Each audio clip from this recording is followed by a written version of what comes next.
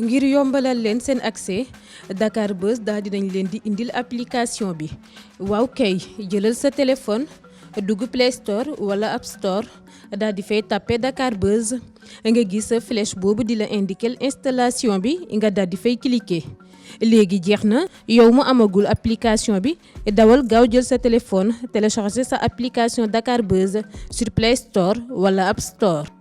ami internet dal leen jàmm fi ñu leen daan dalalee muy Dakar Buzz seen kër Dakar Buzz TV ak dakarbuzz.net ñu leen di nuyu bu baax a baax ci émission bu mag bi nga xamante ne nii moom mooy man ak moom nag comme ni ma koy waxee ku nekk fa nga nekk fa la lay fekk jox la li tax ngay nekk tey ñu dalal ki nga xamante ne nii kenn dootu ko présenter Sénégal wala all around the world ñëpp a ko xam donc muy l'artiste multidimensionnel l'homme aux 10 000 voix ou 10 000 tons Clayton Hamilton moom lañ dalal tey fi nga xamante ne nii moom mooy Dakar Buzz dama koy bàyyi mu nuyoo ak ami internet yi koy seetaan. waaw mais asalaamaaleykum mais bëggee. waaw mais présentation bi neex na.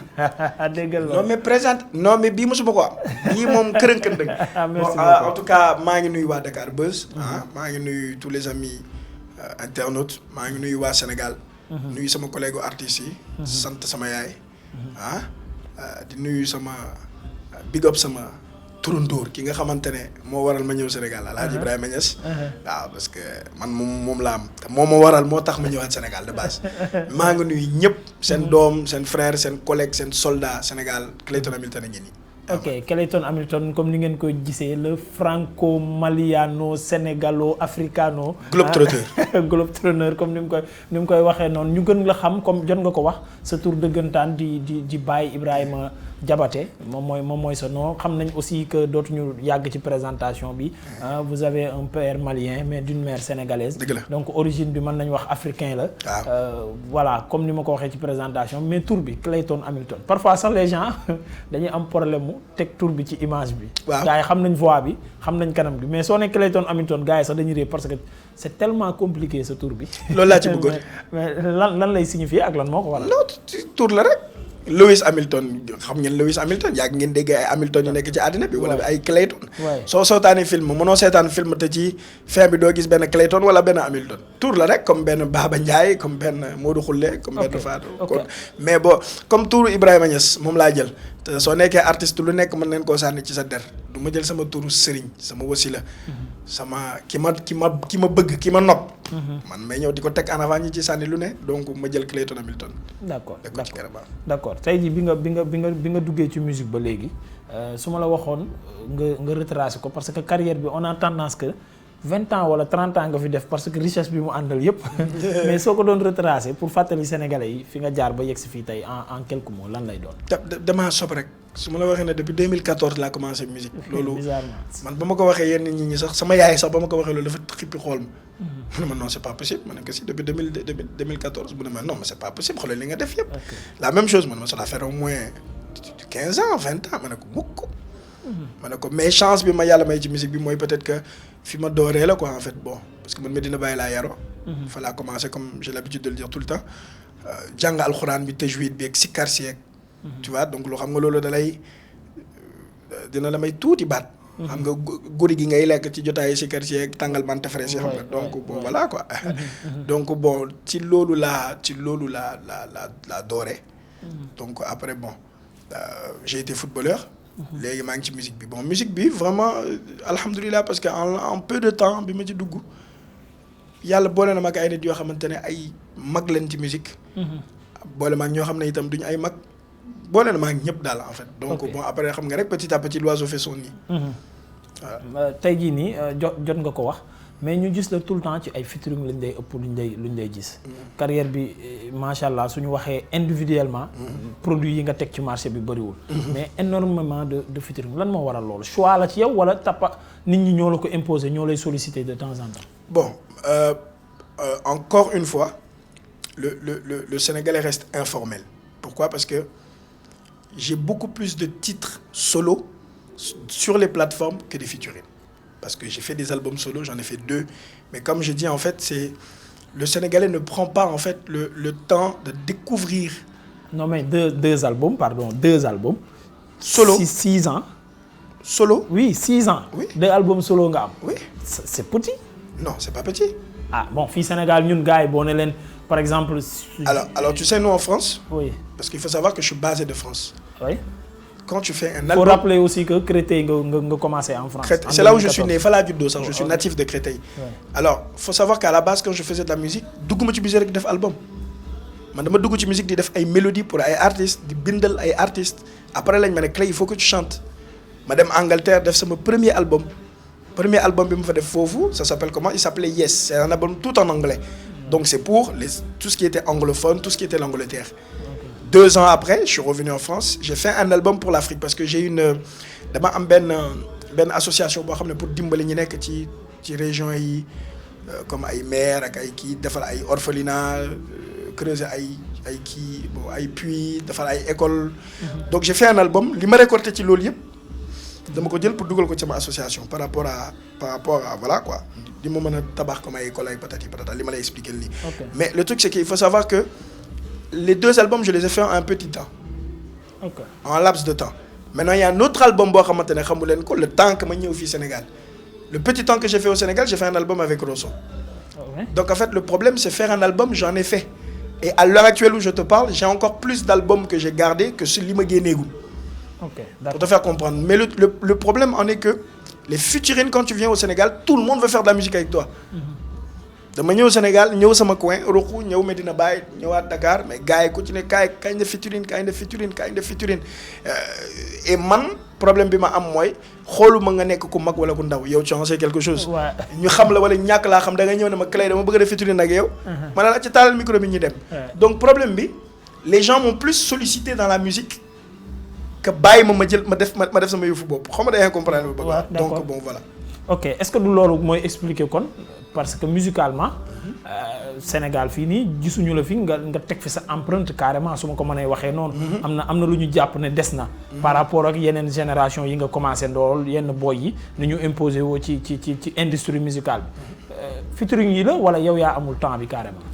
Déjà par rapport ak ñi ma defar musique sama génération comme kan fii nii ñoo xamante ne parce que man gisuma ñoo xamante ne bokk naa génération musicale ak ñoom. bëgguma lim muy nuru leneen. parce que sànq bi ma dugg see yaa ngi may sànni xeer.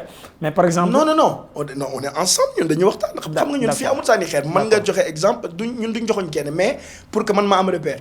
D'accord ñi nga xamante ni mën naa wax yéen a doorandoo.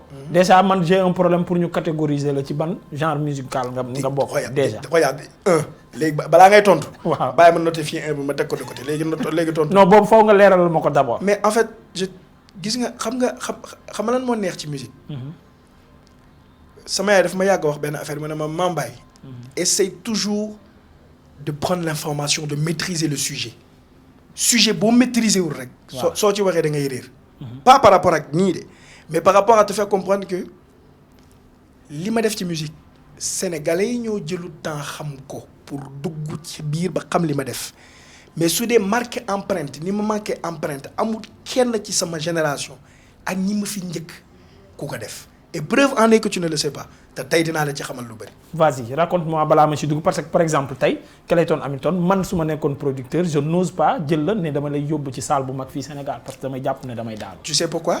Oui. C'est normal parce que Clayton Hamilton déggoo li ma la wax ci njëlbeen bàyyi ma fi indi du pour wane ne mën naa musique man je suis venu pour me ressourcer de base c'est que les Sénégalais ñoo ma jëlaat ne ma comme yaa ngi fi kaa ñi def musique mais de base musique indiwu ma fi de ba ma fi ñëw waxuma ne damay def musique de. Je suis sénégalais de mère sénégalaise donc dama ñëw comme tout sénégalais j'ai le droit de venir rester au Sénégal.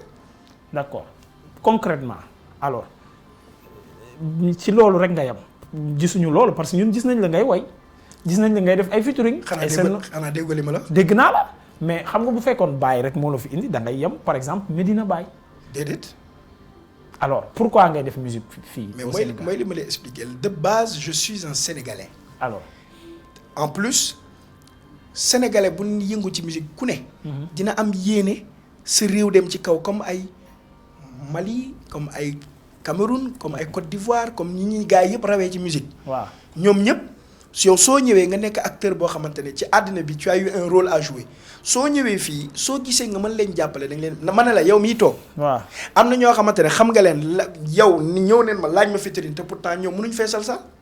bien sûr j'en connais beaucoup de choses sànq bi ngay wax ne man xam naa ci lu bari xam te bañ ma laajee dama ñëw def ak ñoom. waaw xam nga su fekkoon ne sama intérêt bopp su fekkee ne sama intérêt bopp laay gis ci musique. waaw fii du ma dépassé Youssou Ndour Viviane Pape Diouf wala Wally pour def ay featuring ak ñoom ci li ma gëm ne ñoom laa tollool ci musical su fekkoon ne dama waroon gis sama bopp rek carrièrement ñëw Sénégal du ma def featuring ak ñeneen ñu du ñooñu. non léegi Clay objectivement. lan mooy sa objectif musicalement parlant fii ci Sénégal. mooy li ma la wax il y en a aucun. wala dé yow daal dafa mel ni déggoo li may wax de. non est-ce que dégg naa ko dafa xaju sama mais lu tax xajul ci sa bopp comment se fait-il ku toll ni Clayton Hamilton ci musique mu ne objectivement amul benn objectif musical fii ci Sénégal. xam nga lu tax. comment se fait-il que quelqu'un comme Clayton Hamilton yéen Sénégal moom muy toj àddina te yéen seen doom xamu leen ko lu tax muy am objectif fii ci réew mi saa bàyyi leen li ngeen di wax kaay ma expliquer la. d'accord voilà non dinaa la jox benn anecdote. waaw dinaa la jox benn anecdote boo xamante ne loolu moom amee ndeysaan xoolal. daf ma dama xaaxataay. nan la. naka la benn daju di ñëwee fii Sénégal daju di ñëw Sénégal yéen ñëpp ngeen dem aéroport di ko jëli feesal dell aéroport su ñëwee fii ngeen jox ko benn audience boo xamante ne joxu leen ko kenn ci seen i doom yi te la tax moom mu am audience boobu kii toog moo ko def parce que moo koy bindal moo koy defal mélodie te seen doom la te xamu leen ko. parce que ñorul leen xam lan moo leen ñor. dagguma la parce que ci question yi dafa am loo xam ne ça concerne yow ak Daju. ak lu Daju wax ci yow man ma fekke ko. j'étais là-bas donc bëgguma nga dugg xam nga tax Daju lu tuuti la. waaw dama ne la magam Gims. waaw ay magam. ay Gims ak ñeneen yi nga xamante ni comme ay mag ci musique française maa leen di bindal di leen defal mélodie te musique yooyu da ngeen koy taal di ci fecc te seen doom a ko def. te ñoom su ñëwee ngeen cappi dem fekki leen te yéen ñi nekk fii nga taxaw osé ma ne ma non mais attends en tant que Clayton xamuñu ko Sénégal donc déjà le problème il est là-bas le gros problème il est là-bas ñun ñu ngi rey suñu bopp te saa bu ñu nekkee bitim réew suñu réew a tax ñuy rey suñu bopp. man kaay ma expliquer la. d'accord tey ku ma wax ne def naa 4 fois Zénith xamoon nga ko. 4 fois Zénith non. kay. laaj ma la faute à qui. laaj ma lu tax. La faute à qui? waaw ñun suñu ko xamul la faute à qui? Tout est sur le net comme ni ngeen di jëlee information Daju comme ni ngeen di jëlee information yi ay Justin Bieber wala n'importe quoi noonu la suñu ñun information yi nekk ci internet bi tamit ñoom defuñu ay jéego pour ngeen xam lenn ci ñoom. bien sûr c'est la même chose que nous on a fait te ñun bien sûr te ñun ñoo leen gën a jege ñun. non je vais m'expliquer pour nga comprendre que fan laay waxee la faute à qui. vous savez yéen ñëpp ku ci nekk ci yéen am ngeen staff. am ngeen. plan de carrière ak plan de travail bu ngeen teg. am ngeen seen système communication bu ngeen teg. Daju moom moo def de telle sorte que su demee Congo su demee Dakar su demee Paris presse bi daw topp ko moom moo teg stratégie am. yow par exemple nga teg sa stratégie que yow loolu du sa objectif boo fi ñëwee kenn du daw aéroport di la topp. c'est aussi simple que ça. non xaaral je m'explique davantage. xam nga tey jii nii ce sont les Sénégalais qui imposent la presse. mu dem di leen indil contenu bi ñu bëgg par exemple man su ma demee jël Amadou mi kenn du ko seetaan du ma dem jëli ko pourquoi may investir pour dem jëli Amadou te kenn du ko seetaan alors que su ma jëlee Clayton Hamilton nit ñi dinañ ko seetaan c'est-à-dire c'est la société sénégalaise même mooy orienté presse bi fi ko presse bi bëgg presse bi wan ko loolu. Alaaji là où tu fais une erreur. Laquelle? Ou je sais pas si tu fais une erreur ou tu le sais ou tu veux juste que ça sorte de moi. Nous sommes dans un pays de lobby. Il faut arrêter en fait tu sais. Quand tu es en train de me parler, je t'écoute, c'est tellement beau ce que tu dis. Mais regarde, ce n'est pas le cas. Dañoo nekk ci dëkk lobby. Non, c'est quoi exactement? Tu sais c'est quoi le dëkk lobby? Ouais. Je vais t'expliquer. Am na ñoo xamante ne fii xam nañ leen te amuñu staff. Mais ils font partie de certains groupes qui fait que soo bokkee ci groupe bi dañ lay gis benn. xam nga man dinaa la expliquer tey nga am interview boo xamante ne dama lay wax dëgg du ma la wax lu la neex du ma la wax lu la neexul mais dama lay wax li ma gëm man. loolu laa bëgg te man li ma gëm la man en fait li ma gëm laa lay wax. vas-y. Nous sommes dans un pays boo xamante ne alaaji ma am staff comme Daju am wala ma ñàkk am staff comme Daju ñëw naa ci dëkk bi def naa ay featuring yoo xamante ne featuring yi ma def ñu ci bëri it la fii ci dëkk bi fii. bien sûr. ak Job sa Brain ak Jaamaan. y en a. oui te chaque son yooyu rek doyoon na xoolal doyoon na pour sama réew xam. oui ma li ma la bëgg wax mooy pour te dire que su fekkoon ne dama bëggoon def comme les Daju dama la jox benn exemple pour te dire que vous prenez l'information quand il le faut quand bien même que man joxewu ma information c'est ce qu'on dit ce n'est pas le cas mais ba ma ñëwee ci dëkk bi fii je suis revenu pour bàyyi mais quel que soit Alpha j'ai fait des sons mais qui ont fait des hits le son avec Job sa Brain a été le meilleur featuring de l'année il faut pas qu'on oublie ça. mais loo rek xoolal loo rek doyoon na pour que réew mi di jéem a gëstu di jéem a xam kii kan la. comme xamuñ ko non réew maa ngi lay gëstu encore une fois. je suis désolé moo tax ma ñëw fii. non pour réew mi xam la. déedéet pour réew mi gën a xam yow yaay kan. kañ waxtaan pour réew mi gën a xam. waaw maay kan laa d'accord na. justement mais yow par exemple man tey jii nii sooy jénne benn affaire wala sooy def dara France alors que staff communiqué wu ci ñun mënuñu ko xam duñu ay jinne. léegi mën naa la expliquer benn affaire. oui.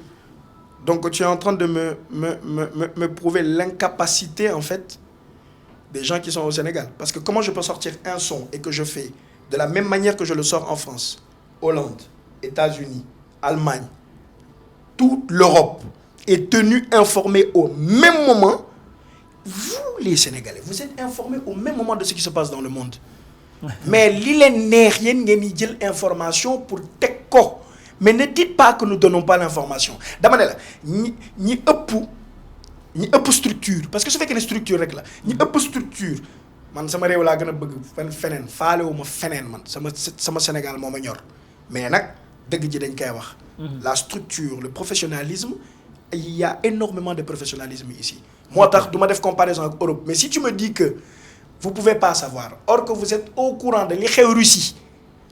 tey jii nii benn Sénégalais suñ ko laaloon Russie vous êtes au courant dugal ko ci net bi c'est de la même manière qu'un Sénégalais qui s'appelle Clayton Hamilton qui fait de la musique qui le sort jusqu'aux États-Unis jusqu'à Bali jusqu'à Bangkok ils sont au courant il y a que le Sénégal qui n'est pas au courant sama lobby boobu bëggoo ko dégg wala non mais on a qu'à se dire la vérité tu sais tu sais il faut appeler un chat un chien je suis pas là pour pleurnicher parce que hormis l'émission toi tu me connais tu sais que moi je suis quelqu'un je suis dans mon coin te kaa m'expliquer la xoolal kenn rek laa gëm xam nga mooy kan gannaaw sama ndey bi ma jur mooy kii nekk fi sama ginnaaw te gis nga kii dafa ñoo jàngal doylu man damaa doylu je ne vais pas pleurer et dire aux Sénégalais kaay leen xam li ma def parce que loolu su ma ko defee day mel ni double travail laay def yàlla may na ma lu ma mën a def te lépp lu may def ci bitim réew je le fais pour mon pays maanaam sol ay yére africain forcé wu ma ci sama bopp maa ko moom du ma dem soli ay Louis Vuitton soli loo xamante ne bugguñ ma ciy fay alal bu ne te mën naa dugg fii jënd samay faaru baam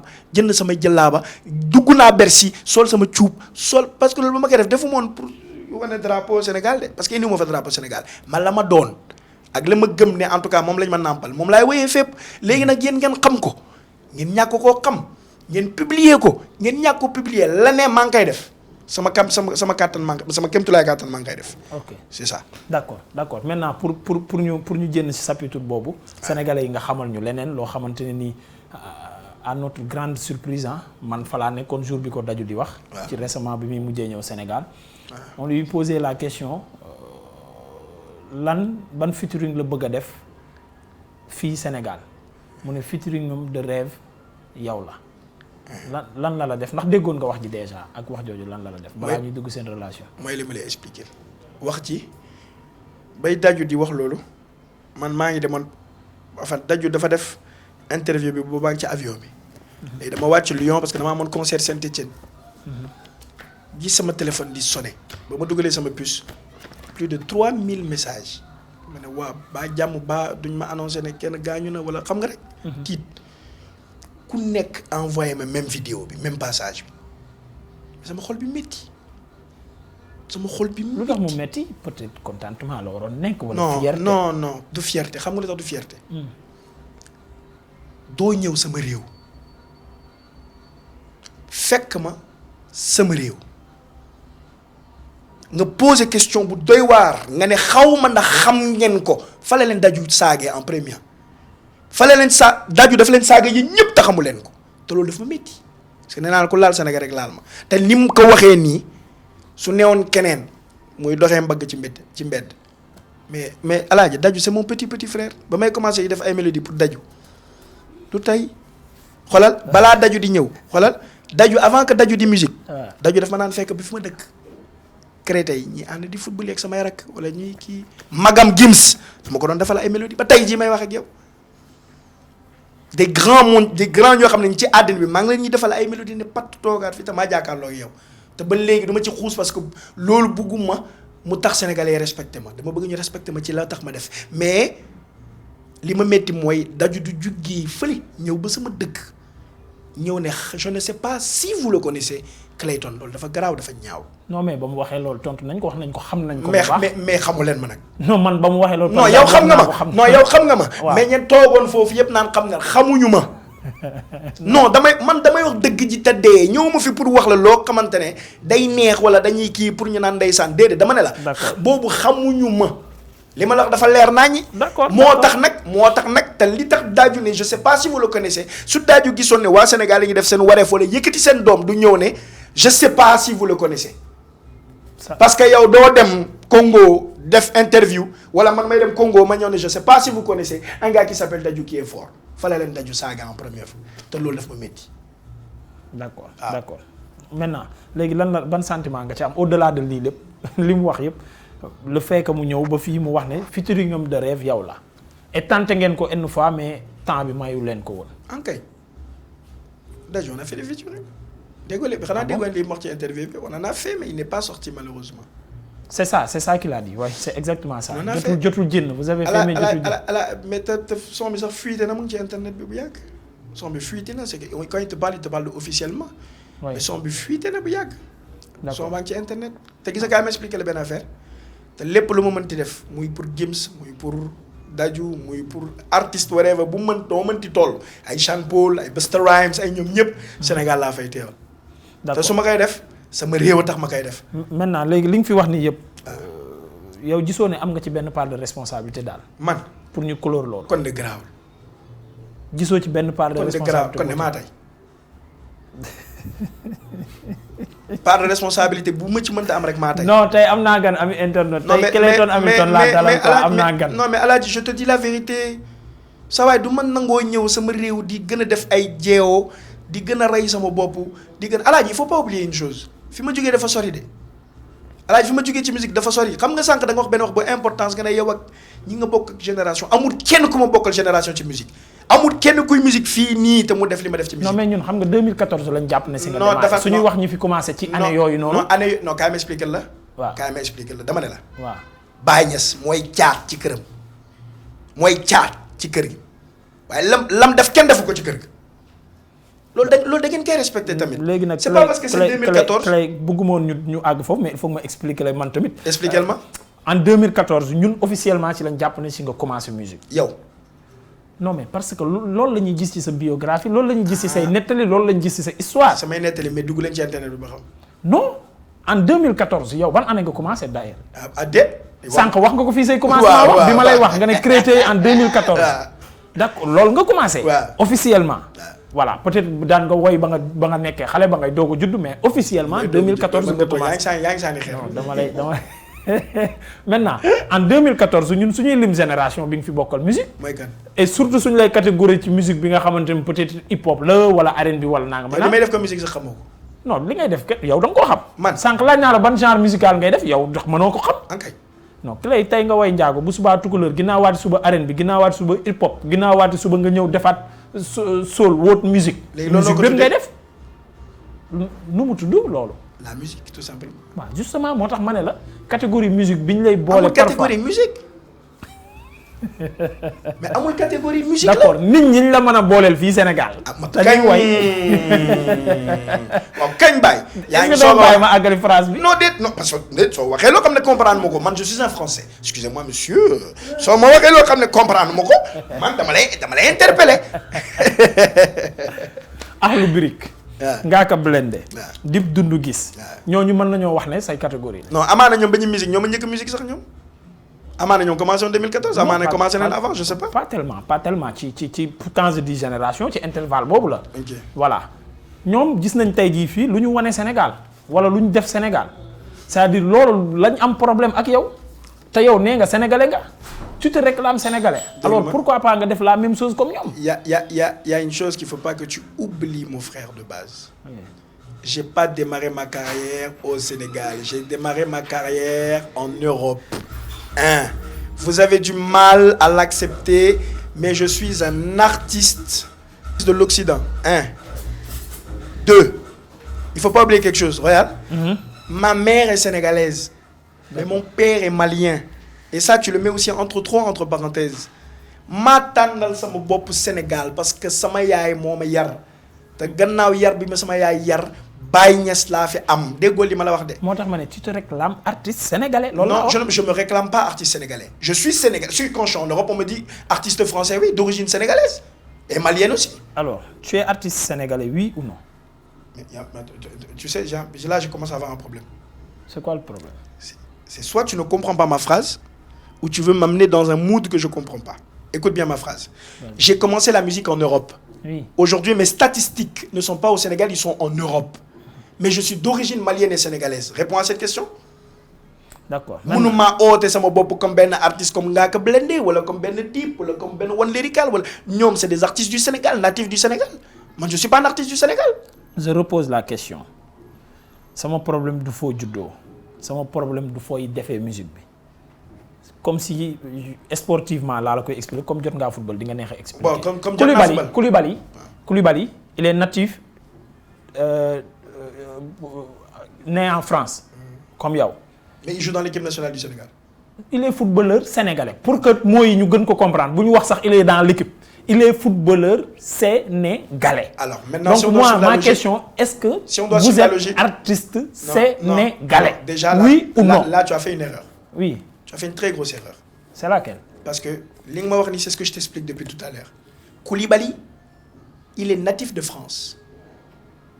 Mais il joue en équipe nationale du Sénégal. Oui. Je t'ai dit clairement que je suis natif de France et mes fonctions sont en France parce que ma musique ak li ma def ci musique du Sénégal nga koy retracer. Tu le fais en Europe donc je suis un artiste européen. OK. C'est très clair en fait. Maintenant. Je veux pas léegi li ma bëgg mooy une réponse simple.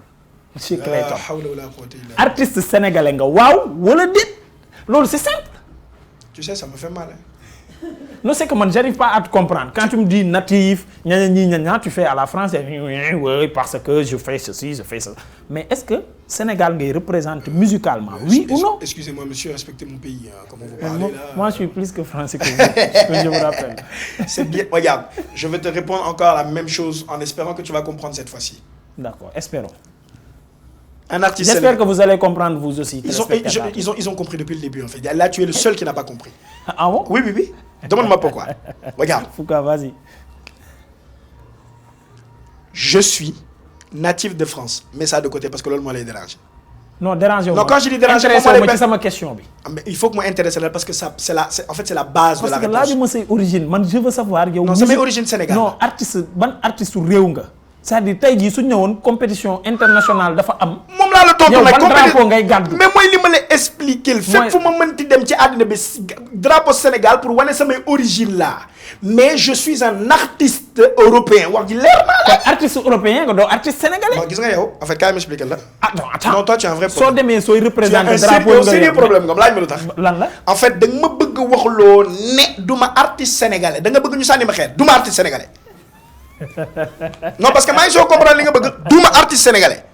Non mais l'objectif ce n'est pas ma nekk fii pour ñu sànni la xel. ankay laaj ma lu tax. pour ñu xam la man ma xam ñiy seetaan xam ñiy filmer xam. keneen ak keneen xam non information nga bëgg. détail bien sûr. alors mooy yow fan ngay représenter waa France xam ne ñun ñoo la moom wala ñun ñu xam ne moomuñu la waa France la moom. léegi may artiste sénégalais nga waaw wala déet mais man li ma métti lu tax ngay sànni Mali bi te ki ma jur sa doon Mali. Mali fan. man sama baay Mali non Mali mënul dugg ci compétition. ñu nekk France parce que ñun dañoo nekk actuellement di la xëccoo pour récupérer suñu doom donc Mali moom il est exclu parce que ñun ñoo ko ci ëppale déjà. mais déet yéen Mali non fii bàyyi rek a tax bàyyi kort moo tax nga. moo tax ñu ëppale ko ci parce que bàyyi mooy lépp waaye nag ko xuma la mooy lépp saa waay soo ne mooy bi sax bëri na lépp moom la déglu ma dama ne la. waaw sans loolu dama ne la su fekkee ne on parle du cadre professionnel. oui dama ne la Mali am nañ droit ci man te kaay ma expliquer la benn affaire moo la benn affaire bu gën a sceptique ngeen baal ma nag bëgg naa Sénégal trop moo tax ma ñëw dëkk fi waaye waa Mali ñoo ma gën a jox cër waa Sénégal te musuma teg sama tànk Mali. non c'est normal aussi parce que joxoo cër waa Sénégal parce que doo artiste sénégalais point barre.